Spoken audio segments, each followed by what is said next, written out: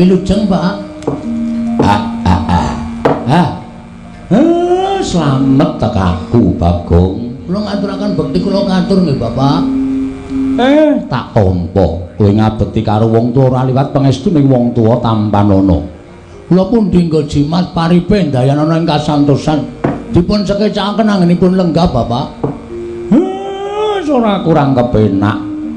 Nggonku mapan ana ing pendapamu iki lah kok pendopo kok saya apik. Pangestune Pak kula ragati. Iya. Pendopo kok separuh gendeng, separuh plastik. Membanggakan wong tuwa.